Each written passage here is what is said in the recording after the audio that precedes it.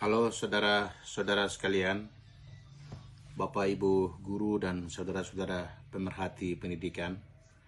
Kali ini saya ingin membahas tentang pendidikan. Pendidikan bisa maju di suatu daerah jika ada perhatian pimpinan daerah. Oleh sebab itu hari ini saya memberikan topik atau pembahasan pendidikan hari ini adalah perhatian pimpinan daerah sangat penting dalam meningkatkan kualitas pendidikan. Yang pertama adalah faktor positif. Faktor positif terhadap pendidikan dalam hal ini pimpinan daerah wajib untuk memberikan respon terhadap pendidikan di daerah. Yang pertama adalah pengalokasian anggaran. Pimpinan daerah dapat mengalokasikan anggaran yang cukup untuk pendidikan, supaya pendidikan di daerah itu maju. Yang berikut adalah kebijakan pendidikan. Pimpinan daerah dapat membuat kebijakan yang mendukung peningkatan kualitas pendidikan, memperhatikan dengan karakteristik daerah, lalu melakukan kebijakan-kebijakan terhadap pendidikan, supaya pendidikan daerah itu maju. Yang berikut adalah pengawasan dan evaluasi. Pimpinan daerah dapat memantau, mengevaluasi kualitas pendidikan.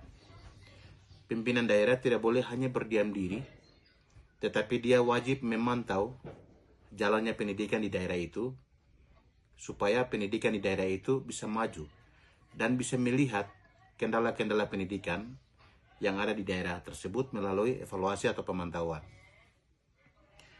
Yang berikut adalah pengembangan infrastruktur. Pimpinan daerah dapat membantu membangun dan memperbaiki infrastruktur pendidikan. Pendidikan itu bisa terjadi sebuah proses atau aktivitas pembelajaran didukung oleh infrastruktur daerah. Misalnya membangun fasilitas gedung, belajar, perpustakaan, dan lain-lain, supaya siswa itu bisa belajar dan akan meningkatkan kualitas pendidikan. Dan yang berikut adalah peningkatan kualitas guru. Pimpinan daerah dapat menyediakan pelatihan dan pengembangan profesional bagi guru. Penting karena ada siswa, tentu ada guru. Guru yang berkualitas, tentu siswa akan berkualitas. Lalu dampak positif. Meningkatkan kualitas pendidikan. Meningkatkan prestasi siswa, mengurangi kesenjangan pendidikan antara daerah, meningkatkan kesadaran masyarakat akan pentingnya pendidikan, dan membantu mencapai tujuan pembangunan daerah. Yang tadi kita bahas tentang faktor positif, dan yang berikut ini adalah dampak positif. Ada 5 dampak yang tadi saya sampaikan.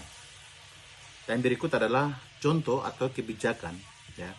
Contoh kebijakan pimpinan daerah terhadap perkembangan pendidikan di daerah.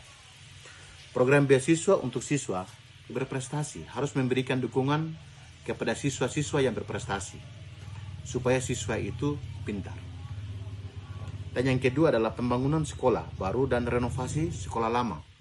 Jika gedung lama rusak, tidak layak untuk melakukan proses belajar, maka pemerintah daerah punya kewajiban untuk merenovasi atau memperbaiki RKB atau gedung-gedung baru.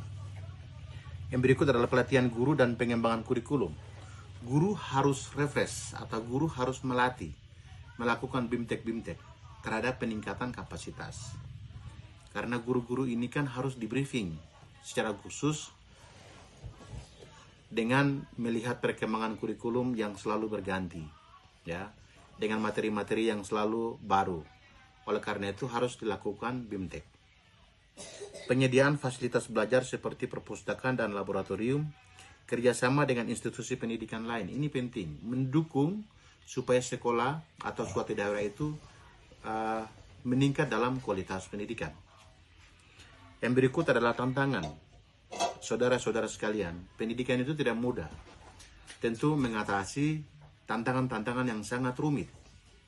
Tantangan yang pertama adalah keterbatasan anggaran. Jika anggaran terbatas, perhatian pendidikan kurang, maka secara otomatis pendidikan itu akan rendah. dalam hal ini kualitas pendidikannya akan rendah.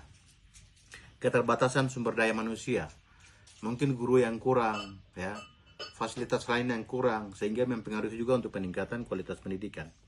Kesenjangan antara daerah, perkotaan, dan perdesaan, ini justru ada perbedaan kualitas siswa. Siswa yang belajar di kota, dia lebih maju, lebih memahami dibanding dengan siswa-siswa yang ada di daerah perdesaan atau pelosok. Karena ada perbedaan itu muncul karena ketersediaan fasilitas atau media belajar.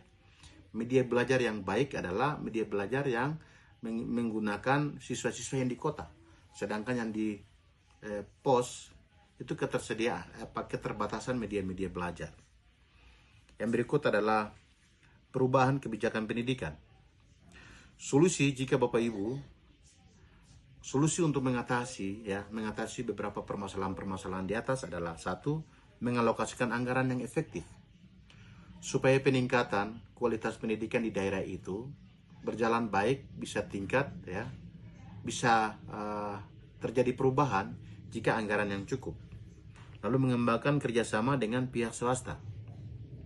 Perlu kita kolaborasi untuk peningkatan kualitas di daerah, bekerja sama dengan pihak-pihak swasta. Misalnya di sini ada WVI, ada beberapa lembaga-lembaga lain yang memberikan perhatian khusus terhadap peningkatan kualitas pendidikan. Yang berikut adalah meningkatkan kualitas guru dan staf. Harus melakukan bimbingan teknis terkait dengan perubahan-perubahan kurikulum, juga dengan pembaharuan-pembaharuan lain, supaya guru dia bisa tahu, ya, tentang perkembangan yang saat ini terjadi.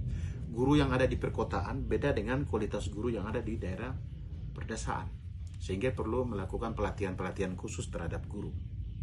Yang berikut adalah menggunakan